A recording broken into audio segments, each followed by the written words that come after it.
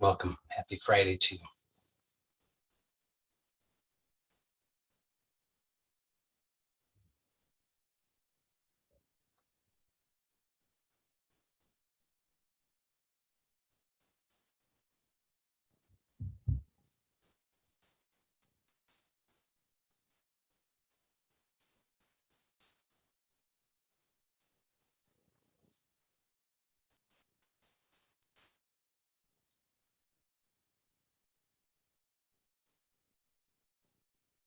All right. So today we will try to keep it simple.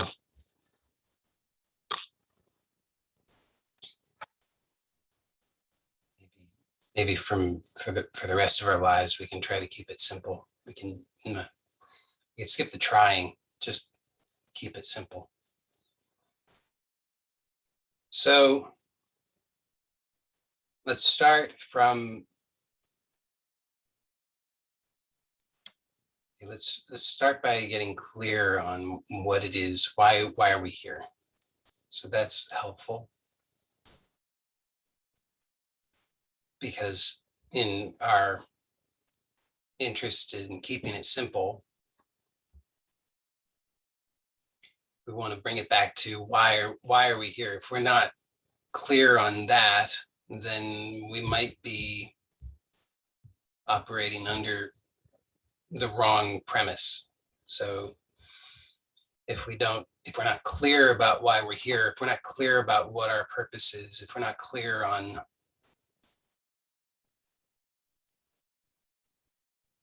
our intention, then just take a look at your life. I'm sure you see you go a million different directions. And the direction you can continue on that path in the wrong direction for 5 seconds, 5 minutes, 5 years, 5 lifetimes before you kind of come to and you realize, oh, what have I been doing? And then you have to come back to this clarity of why are you here? So let's start there.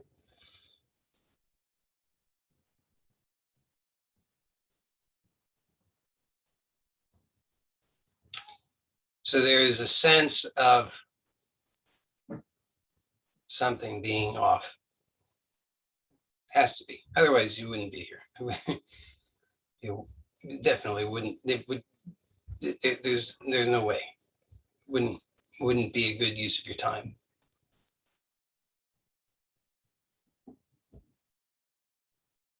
So this is a good thing to start with, just to tell the truth about that. I mean, first of all, in order to tell the truth, we have to recognize that that's the truth. So just notice that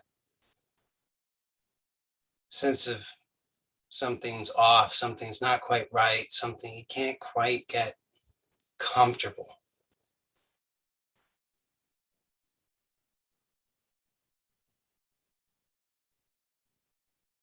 Or if you can experience comfort or relaxation or peace, it seems to be fleeting. It only is here momentarily. It's a temporary thing, comes and goes.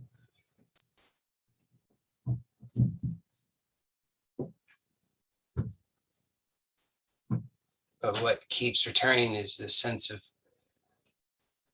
unease, discontent.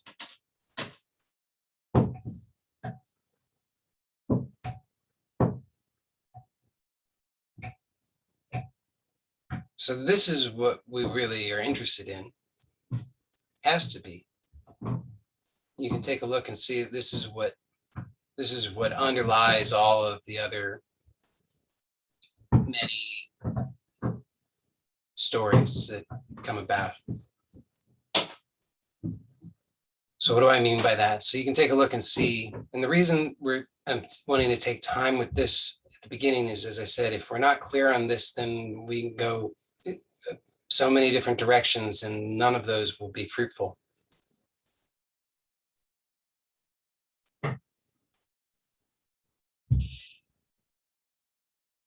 So you can notice the things that you think throughout the course of a day or a week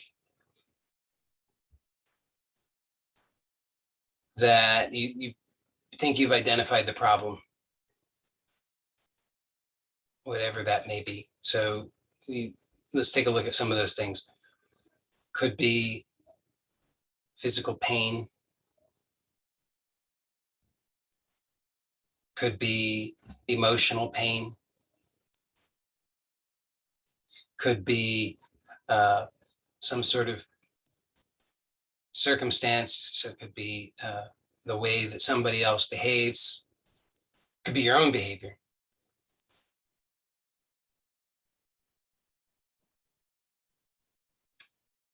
Could be financial circumstances.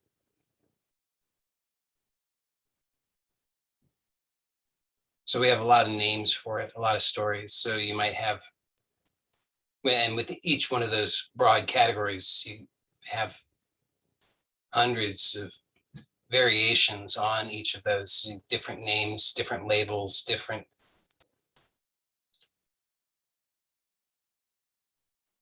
ways to chunk it down into a very specific thing. And the more specific it is, the more personal it is. So now this is my special story about my special pain, my special suffering, my special problem that I need to solve.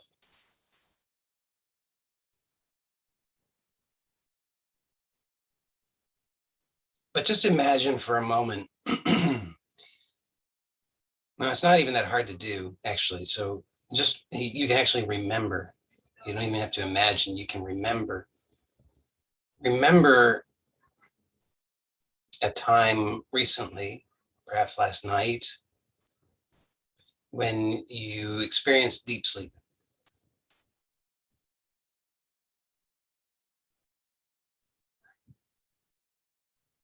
So if you wake up from deep sleep, you know, if somebody says, what was just happening? You'd say, oh, I was asleep. You know that you were asleep.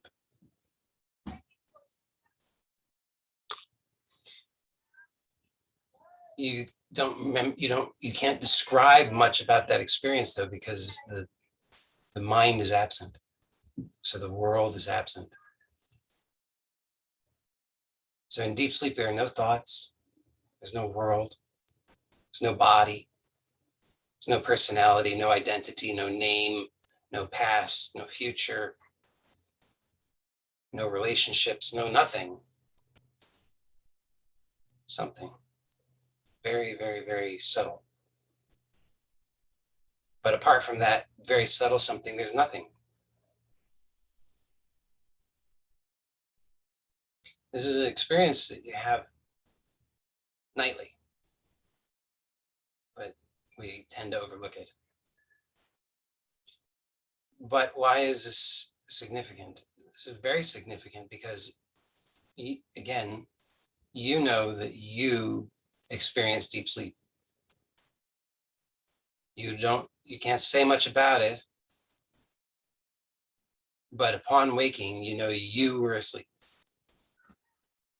So it's your experience. Now, in that experience, all of the problems of this waking life are absent.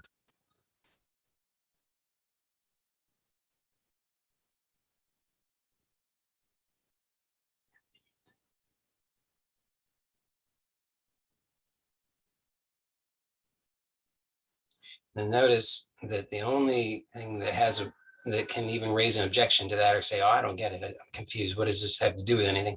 The only thing that can do that is the mind. Of course, the mind doesn't get it. The mind can't possibly get it because the mind's not there. It's obvious. This isn't like a deep philosophy. It's just commonplace experience. You can just observe. That's true. You just take a look. See, it's true. It's very simple. That is, in fact, that is what deep sleep is. So you have this experience of deep sleep regularly, nightly, and you know that you have that experience. You know that that experience is devoid of all other objects apart from, we could say, just this one very, very, very subtle, supremely subtle. But all of the problems, all of the identities, all of the ideas, all of the everything, all of that is absent. So what does this tell you? Right away, it tells you, it has to tell you that you are that which is the experiences whatever arises. You are that which experience. How do you know this is true? Because you were there in sleep. The you who you imagine yourself to be, this person, this history, these conditions, this pain, this suffering, this discontent, this unease, all of that is not there. But you are. Again, the mind says, what does this have to do with anything? I don't get it. But again, the mind is not there. But you are. You are there. So this doesn't require belief. It doesn't require faith. It doesn't require any kind of intellect. It doesn't require any of that. It's just commonplace experience. So you can just notice, just take a look at your actual experience and you can see, oh yeah, it's true. I experience deep sleep. In deep sleep, this whole identity that I imagine myself to be, that I identify with in the waking state, is not there. Now, how on earth could I be present when this self that I imagine myself to be is not there? Clearly, that is only possible if I am not that which I have imagined myself to be. I cannot be that which disappears if I remain. I am that which is witness to the appearance and disappearance of that which I identify with, but I remain, whether it is here or not.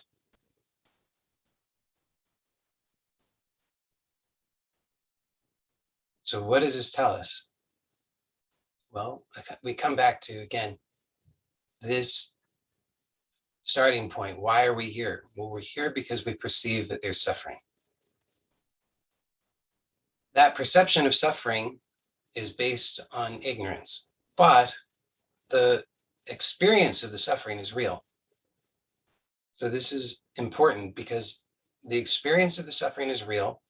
The one who is experiencing the suffering is genuinely experiencing the suffering. So this is not about saying, oh, it's just all in your mind. It is all in your mind, but it's not in the typical dismissive sense. It is in your mind, but the mind, that is what the mind is. So it's not like, so this is important. You are not the mind. Again, you can see the mind is not there in deep sleep. There are no thoughts, no sensations. There's no perception of any kind of, there are no dream objects, there are no gross level objects. There's whatever that is. We could give a name to it, but we don't need to give a name to it. I mean, we're calling it deep sleep. It's that deep sleep. Deep sleep is what's there. Okay, so the problems that we imagine in this waking state. So let's just look again back just at the waking state. In the waking state, we imagine all kinds of problems. Problems have to do with my mental health, my emotional health, my physical health, my relationships, my finances. Kind of just comes down to that. Those are the stories that we have. All of those, look at what underlies them. All of them. So I want you to, okay, this is where I was going with the deep sleep, several different directions. But one is to notice in deep sleep, all of those problems are absent. So we could say, and it's pretty obvious, that all of those problems must have, because I am what is aware. I am that continuity that allows for these various states to come and go, deep sleep, waking, dreaming. I am that which allows them to come and go and to have a sense of continuity. There is a sense they are coming and going in me. They are my experience. They're your experience. Clearly has to be so, because you recognize I was asleep, I was dreaming, I am waking. There's a continuity. What is that continuity? It's not the states, clearly, because the states are not continuous. The states come and go. Waking is interrupted by dreaming and sleeping. Dreaming is interrupted by waking and sleeping. Sleeping is interrupted by waking and dreaming. So these states are not continuous. There is something that's continuous. Clearly, you are that. How do you know that? It's, again, this isn't philosophy. It's just common sense. It's obvious because I experience, or my experience. I'm the experiencer. Clearly, I am that which is continuous. No, we haven't said what that is, but we do know that whatever that is, I am that. Has to be. And it's, again, it's not this isn't an inference. This is a direct experience. I know that I am. You know that you are. This is obvious.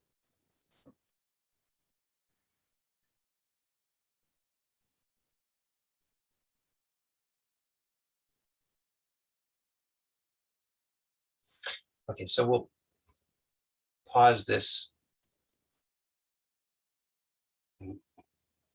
We'll explore this directly, experientially, because my intention is always that you're looking directly for yourself as I'm speaking, but I know that sometimes that doesn't happen.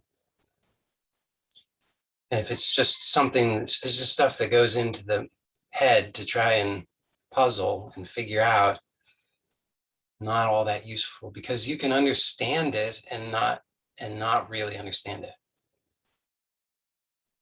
Because it's not about just puzzling it intellectually, it's about recognizing it in direct experience. So let's close the eyes. Why close the eyes? Just because the vision is, for most of us, the dominant sense. And so when we dampen that or reduce the input, it can be helpful for the kind of looking, which is really introspective, that we want here. So notice that when you close the eyes, what happens to the world?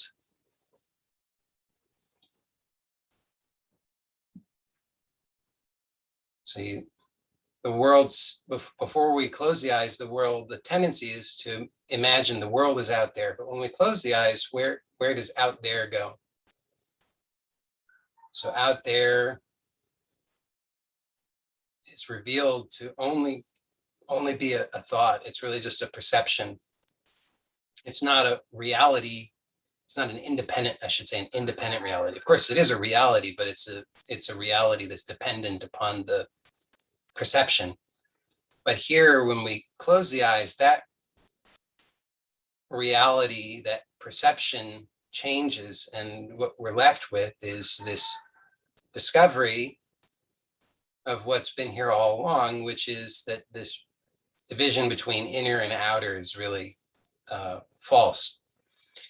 Well, I say that, but that may not be entirely clear.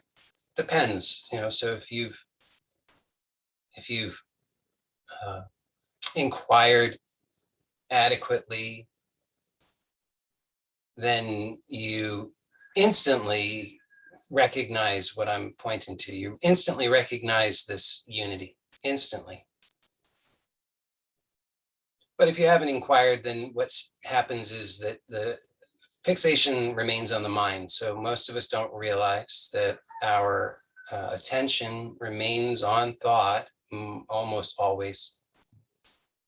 Hence, why we are deluded, because we're looking constantly at this symbolic dimension, and we're overlooking the non-symbolic context in which that exists. So closing the eyes is helpful. It's a great first start. But now, in case it's not yet abundantly clear that there is a unity here and that you are that, and that this division between inner and outer is entirely conceptual and has no independent basis, you can just now notice, well, what else gives you this, what else seems to reinforce the sense of inner versus outer? So there could be, for example, the sound. So hearing, if we're not inquiring, that we may perceive that hearing reinforces the sense of inner and outer. It reinforces a sense of division. So let's observe that. And if we just take the filter of, it's a conceptual filter of inner and outer off of things for a moment, then just notice the actual reality of where the sound is occurring. So that if you're listening to my voice, which you are, of course, you're listening to my voice and you say, well, that voice is coming from outside of me. So that's conceptual. And notice that it's possible just to come closer in, so to speak. Of course, that's not strictly true, but just what I mean by that is to let go of the fixation on the conceptual model of the thoughts and that whole unnecessary overlay, and just perceive directly. Just notice the actual hearing. So conceptually, this says, oh, I'm listening to that sound. It's coming from outside of me. I know what that sound is. That's that person's voice. I am not that person. All this happens very, very quickly. So we don't normally notice it, but you can just see that that's the case. And then you can notice the actual hearing itself. Just notice that, so that whatever sounds you are hearing, so I'm hearing, for example, I'm hearing the sound of crickets, hearing the sound of, there's a hum from the computer, there's my own voice. All these sounds, and of course, to describe them, I'm using dualistic language, crickets, hum, voice. But if I notice what all of those point to in the direct experience, then it's obvious that all this sound is actually happening here. Or we could say it has no location. So either is valid, either it has no location or it's here. Both are true simultaneously, because the actuality of it is a non-conceptual experience. So both of those are pointing to the same non-conceptual experience, which is, again, I can describe it as all the sound is happening here. So just notice that all the sound, all the hearing, it's happening here. Here meaning wherever you are. Notice that where you are is, in reality, it's non-conceptual as well. So you might have an idea, oh, I am in this room, I am in this body, I am in this room, I am in this state, I am in this country. But if you just notice the direct experience, then you notice that the actual experience of being, of existence, doesn't have a location. It just is. So I am here, I could say, or I am nowhere. Both are pointing to the same direct experience. And all this sound and hearing is taking place here as well. It's all here. So there's I and the hearing coexist. We are one. There is one one happening, one being hearing happening here.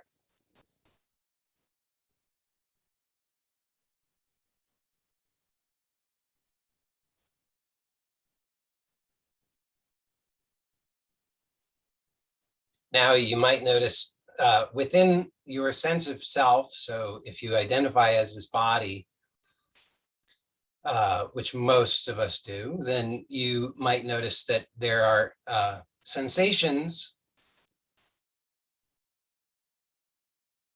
that you, again, this is very, it happens almost automatically that you, or really automatically, it just occurs that you associate the sensation with a conceptual model. So that sensation is good, that sensation is bad, that sensation is occurring in my knee, that sensation is occurring in my finger, that's on the right side, that's on the left side, that's in the front, it's in the back. I like it, I don't like it. It has to do with what I ate. It has to do with what happened to me 10 years ago. It has to do with fill in the blank. Okay, so there, you see how there's this conceptual overlay, and it happens so automatically that we usually overlook it. But here, and hopefully it's easier with the eyes closed and with this awareness of your of the hearing being occurring here. So noticing that, once we've started to take away these other conceptual overlays, then it starts to become maybe a little easier to just let go or dissolve the other overlays. So notice that so too with these ideas of what the sensations mean and where they exist and how they map to the body. Notice that that's also conceptual. And you don't need to think about it. If you're thinking about it, you can't really work it out. If you're thinking about it, you just sort of get mired in it more. But you can stop thinking about it for a moment. Imagine that possibility, just not thinking about it for a moment and just experience it directly. So it's not about ignoring. Usually we think, oh, I have to think about it, otherwise I'm ignoring it. When in reality, thinking about it is a kind of ignorance. And when we're thinking, we're directing our attention at thought rather than the direct perception, the direct experience. So just be willing to let go of the thinking for a moment and just directly experience it.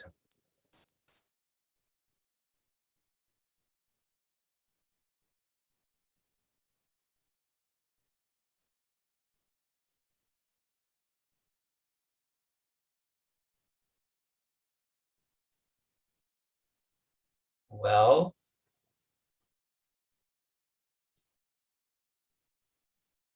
I certainly hope that you experience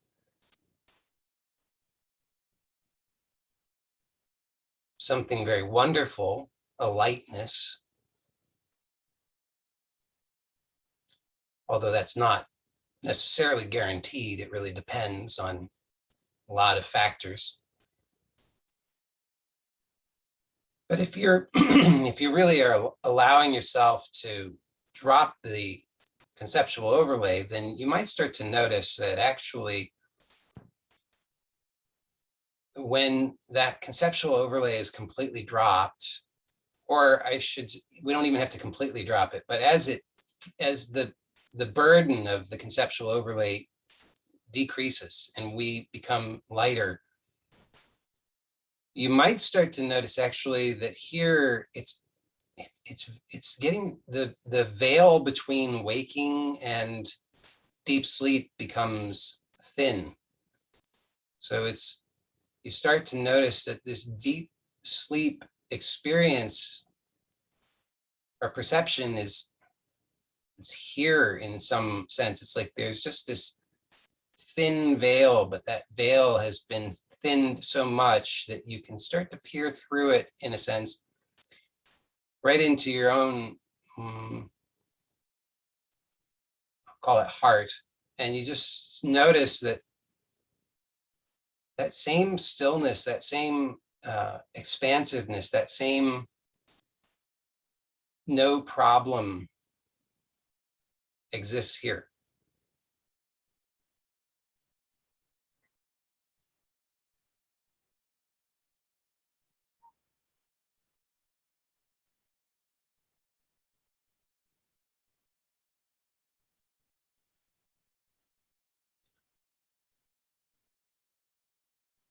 One tip that I'll offer, one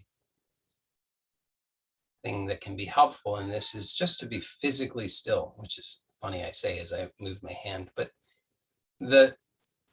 it's not a requirement. It's not a requirement at all, but it can be helpful. It can be just like closing the eyes. Being very still, physically still, can also be helpful.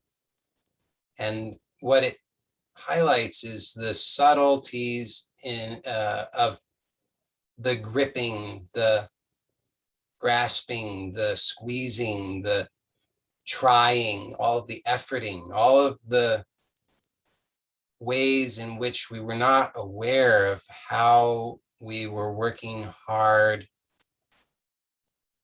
unconsciously to try and get away from something that we perceived as problematic. So if you can glimpse presently this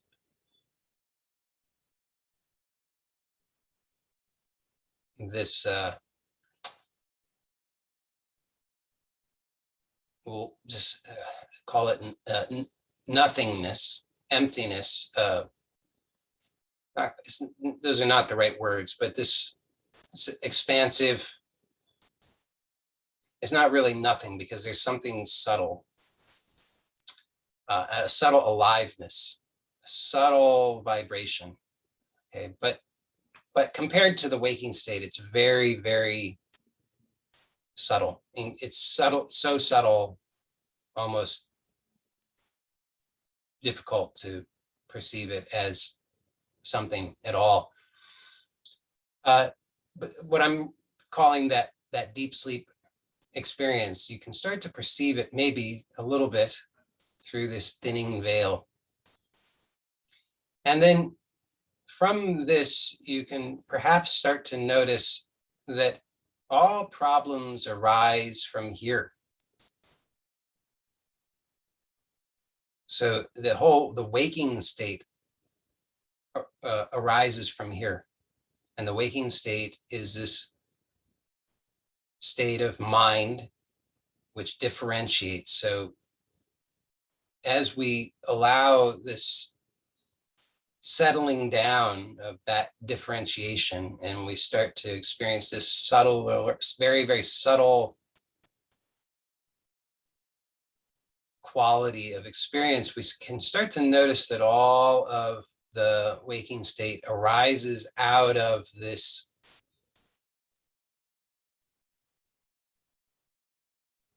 very subtle body, this deep sleep body.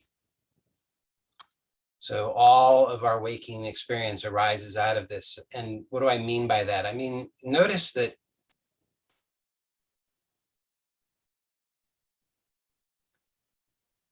if you could imagine that there's a, well, it's like there's this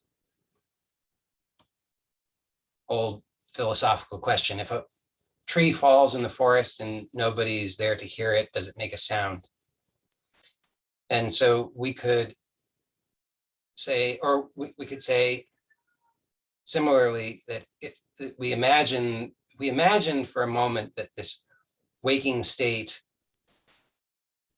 appearance is occurring, but there's nobody witnessing it, then what can we say about that?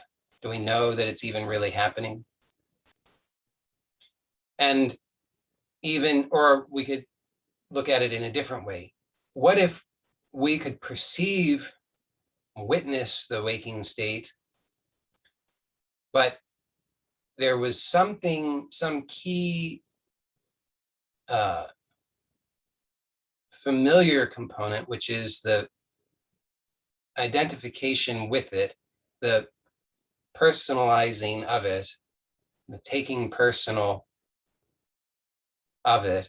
If that was absent, then would there be any problems?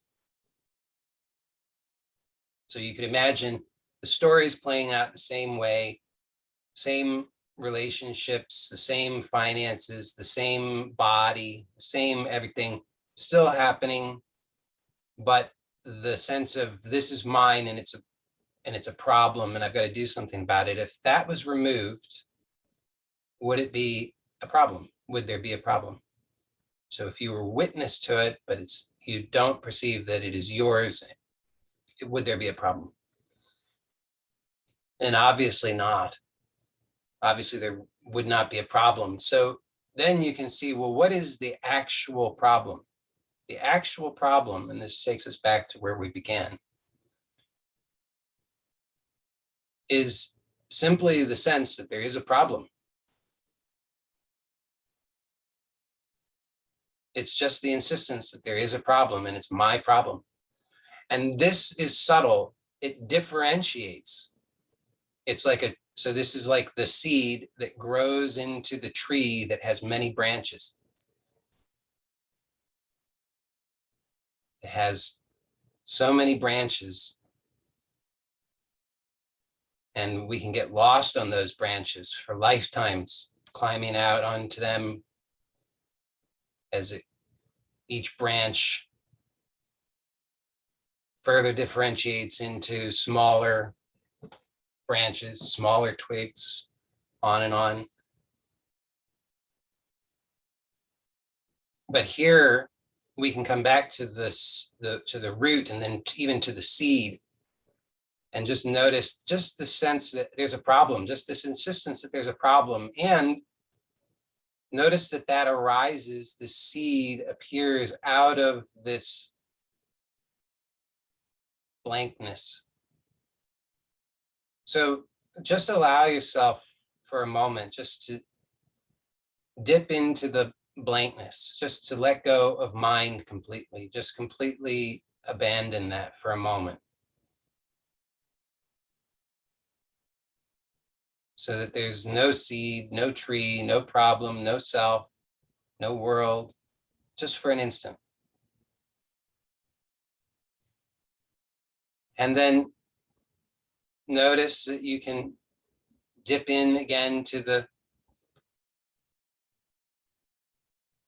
waking state, the identity, me, my life, and notice, oh, there it is. There's that familiar sense of something's not right. There's something off. And then again, you can just rest, free yourself of all of that for a moment. Just return to the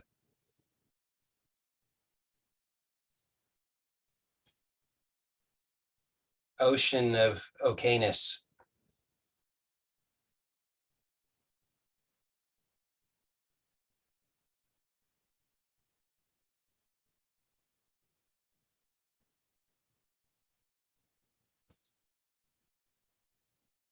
Now, here's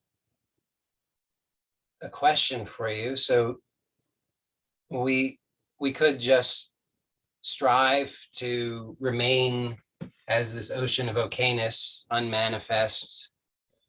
There's no problem, but there's no self either. There's no world, there's no experience at all. Or if there is any experience, it's very, very subtle. And that would be fine. But we have to tell the truth about whether that's what's actually happening. So if our tendency is to be in this world, in this waking state, in this differentiated world of creation, then surely what we want is we want we could say is we want something twofold. One is we want to be able to know our true freedom, our true identity,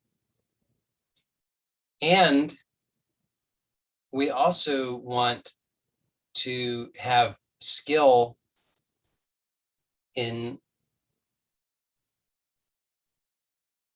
expressing within this waking life. We want to have skill at the creative expression or the manifestation of this waking state. So if we are at the far out on those branches of that tree, working at that level of effect, obviously we have very little leverage. But if we are remaining subtle, if we're keeping our attention with what is subtle and not getting drawn into the level of effect, meaning far out on those branches, then we have much more leverage. So this space between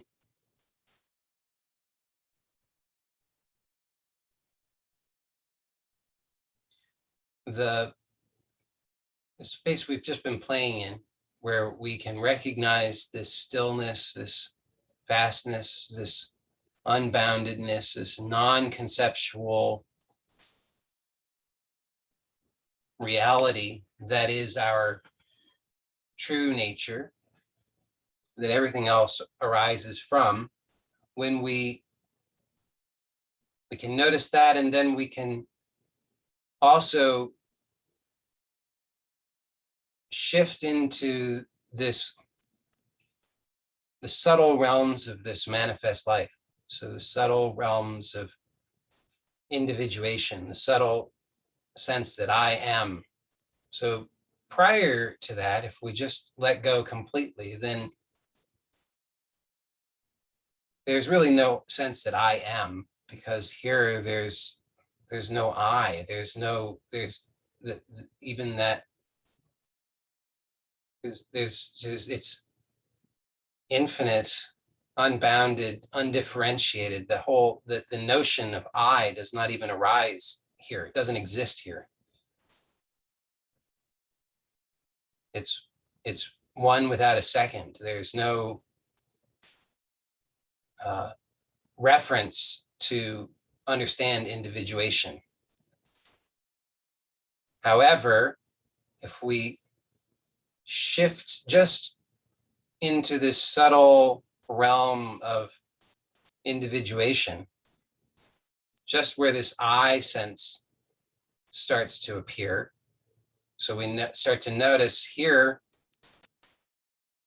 the sense I am, and notice whatever everything else follows from that. I am, and then if you let it, the mind comes online, and all those latent tendencies appear, and they're often running. I am this person, I'm living in this place, I've got this history and these relationships and these problems, and this is all the stuff that I've got to figure out. But if we just remain at this, that's going way out on the branches. But if we just stay just at the subtle sense of I am, just I am, notice just I am, felt sense I am, individuated, I am this, I am here, I am.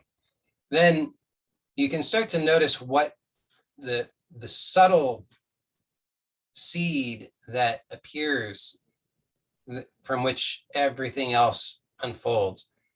And notice the seed is this, for most of us, it's the sense of discomfort, dissatisfaction, unease, something's off, some problem. Now, if we continue from there, we're guaranteed that what will follow will be this tree of suffering. Has to be, because we've planted the seed of suffering. The seed of suffering grows the tree of suffering. doesn't work any other way. It's always true to seed. And so that's the mistake. We plant the seed of suffering, we grow this tree of suffering, and then we think, oh, I can just prune it in a way so that it will not be suffering. But it is the tree of suffering. So of course it will be, no matter how you prune it. So instead, we want to remain here at the subtle level of individuation, just a sense I am, and then notice what follows. Just have to, it's challenging at first. You don't know how to do it. You don't even know what I'm talking about. But if you stay with it, if you just keep looking, I am, and then just notice what follows. It's not a gross level thought. It's not the kind of thought that we're normally aware of. It's very subtle, but it's just a sense something's off. So don't follow that. Don't let that continue, because you know that's planting the seed of suffering that will grow the tree of suffering. So instead, we want to come back. I am. Now, the question is, why that seed? And you can just see that it's a habit. I've been identified as that. That's what I've done. That's what I assume is right and true, just because of repetition. But again, come back just one step prior. So you could even come all the way back prior to I am. And just notice, is there any suffering here? Is there any problem here? Clearly there is not. The suffering and the problems follow, but they don't exist here. Again, just like in the deep sleep state, they disappear. All the problems and the suffering disappear. So I know that who I am is not defined by suffering. I know that who I am has no problems, but out of habit in the waking state, as I invest in this world of individuation, I have this habit simply of planting the seed of suffering, growing the tree of suffering. But if I come back prior to that, I realize that there's absolutely nothing that binds me to that tree of suffering. I am free of that. I am free. I am prior to that. I am prior to that. I am, and then whatever follows depends upon I am. And I am depends upon that which is prior to I am.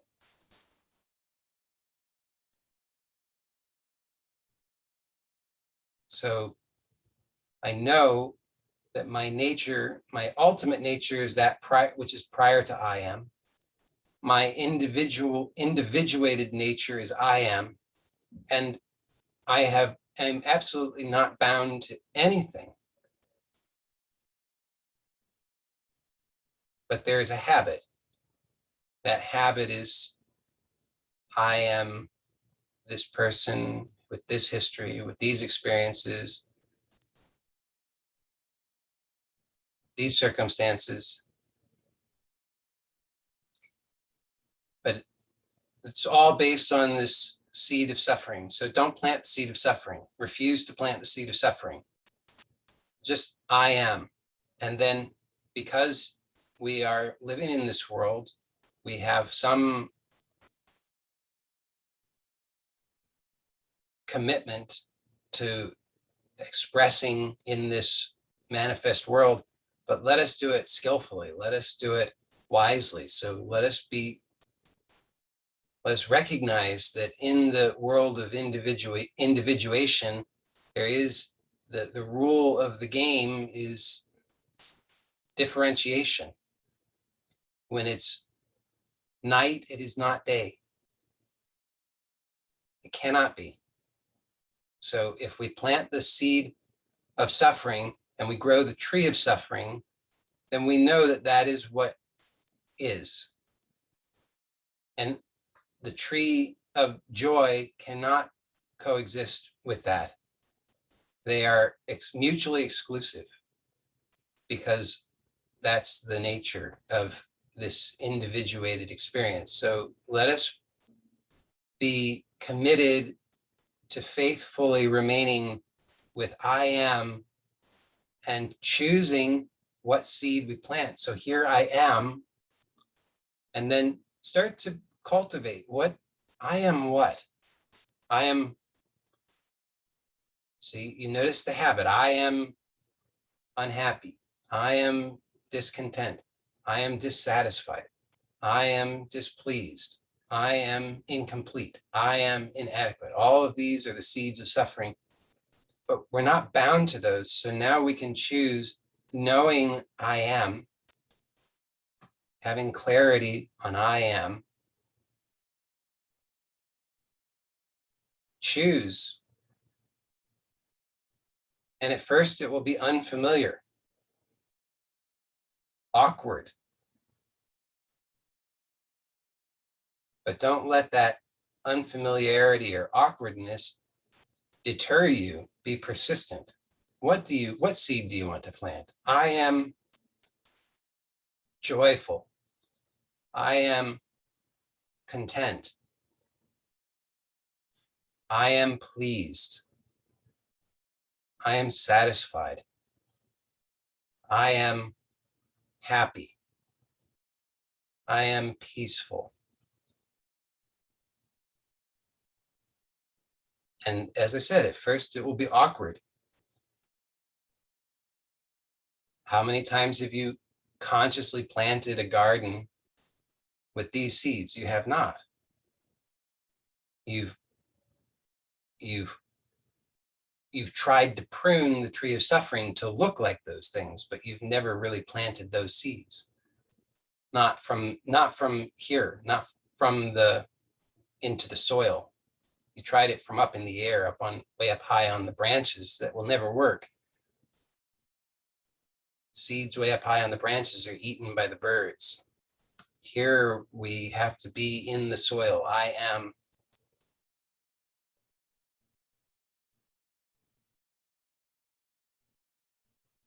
And you have to keep trying it on, keep planting the seed until it takes root, until it sprouts, until it becomes familiar, until that is real.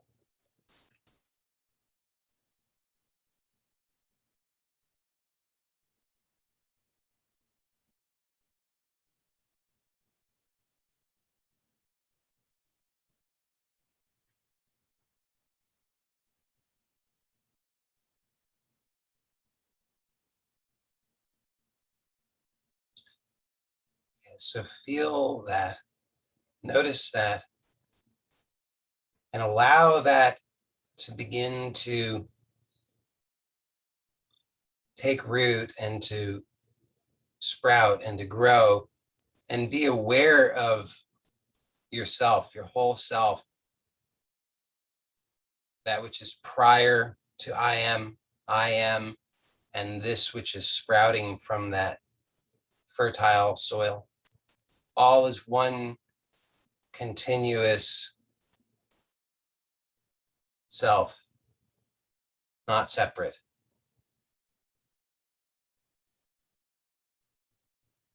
And then be aware of yourself in this wholeness. Continue to be aware of this continuous self, and allow this seed to continue to sprout as you slowly begin to open your eyes.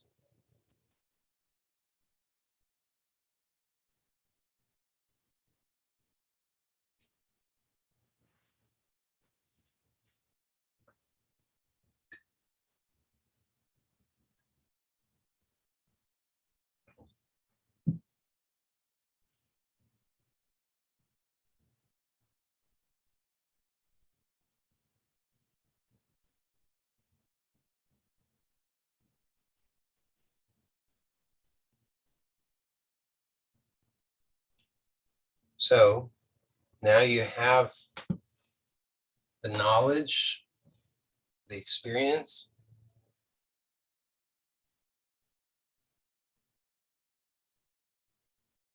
Next, it just requires persistence.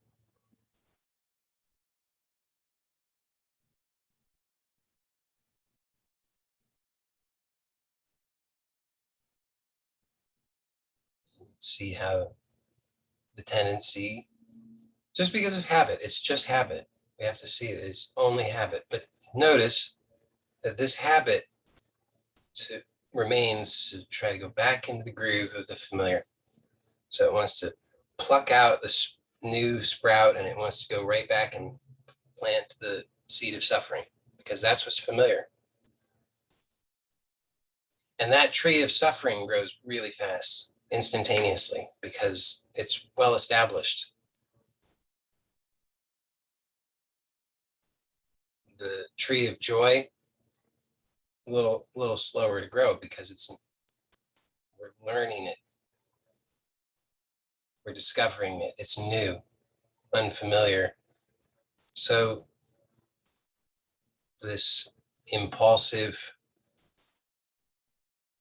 impatient habit just says, can't do that. Rather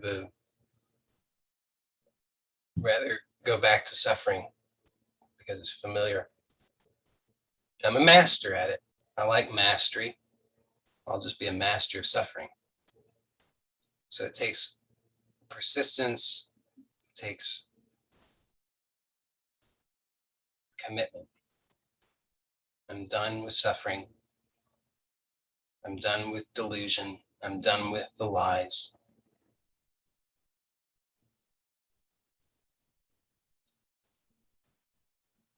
I use the word delusion. I would say delusion is illusion that that is painful and that we are so immersed in that we don't know that it's not the truth. But what we're not trying to get rid of illusion. We're acknowledging that illusion is part of life. Like you go to sleep at night, you have a dream, it's an illusion. This waking life is an illusion. But it does not need to be delusion. It can be a joyful expression, a joyful play. And there's nothing that prohibits that. It's just a choice and it takes commitment and persistence. And it's a lifelong process. It's an endless process. So that's the conclusion of today's formal portion. For those who are here live, and if you'd like to stay on, we can do a Q&A following. So I will end this recording now. There's going to be the Zoom announcement, so be aware of that.